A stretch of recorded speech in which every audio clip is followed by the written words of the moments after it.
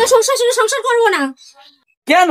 আমার সংসার ছেড়ে প্রচুর আমাকে অত্যাচার করে, ওদেরকে আমি আর সহ্য করতে পারছি না। ও আচ্ছা, তুই এক কাজ কর, তোর শ্বশুর শাশুড়িকে মেরে ফেল। এটা কি বলছো বাবা?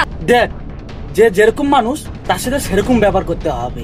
তোর শ্বশুর শাশুড়ি যদি পৃথিবী থেকে সরে যায় তাহলে তুই বিন্দাস ঘর করতে পারবি। তা বলে ওদেরকে মেরে ফেলবো? পুলিশ কেস হয়ে যাবে তো। কোনো কেস হবে না, দাঁড়া। এই নে। এটা কি বাবা? এটা হলো এক প্রকার বিষ, ওদের খাবারের সাথে এক ফোঁটা করে মিশিয়ে দিবি, দেখবি ওরা 1 মাস পরে নিজেরাই অসুস্থ হয়ে মারা যায়।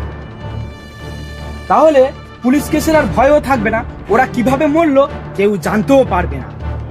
ও আচ্ছা, তাহলে এবার আসি বাবা। এ মা, একটু শোন মা। হ্যাঁ বলো বাবা। যতদিন তুই ওষুধটা খাবি ততদিন তুই ওই শ্বশুর শাশুড়ির সাথে খুব ভালো ব্যবহার করবি, কারণ তোকে যাতে কেউ না সন্দেহ করতে পারে। ঠিক আছে বাবা, আসি তাহলে।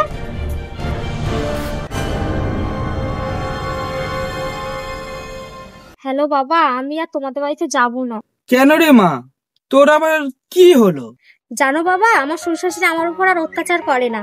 তুমি যেদিন থেকে ওই বিষটা দিলে সেদিন থেকে ওদের সাথে আমি ভালো ব্যবহার করছিলাম, তারপর থেকে ওরা আমাকে নিজের মেয়ের মতন করেই ভালোবাসে। দেখলি রে মা, যেদিন থেকে তুই ওদেরকে ভালোবাসতে শুরু করলি সেদিন থেকে ওরা তোকে মেয়ের মতন ভালোবাসতে শুরু করলো। তুই যদি বিয়ের প্রথম দিন থেকে নিজের শ্বশুর শাশুড়িকে নিজের বাবা মা মনে করতিস তাহলে ওদেরকে আর ওদের বিষ খাবিয়ে মারার প্ল্যান করতে হতো না। কিন্তু বাবা, আমার খুব ভয় করছে।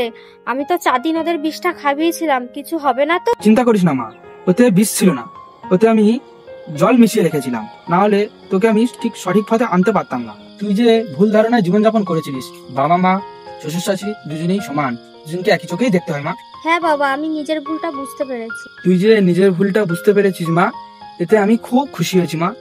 সত্যি বাবা, তোমার মতন বাবা পেয়েছিলাম বলে আজ আমি সবাইকেই মানিয়ে নিয়ে চলতে পারছি।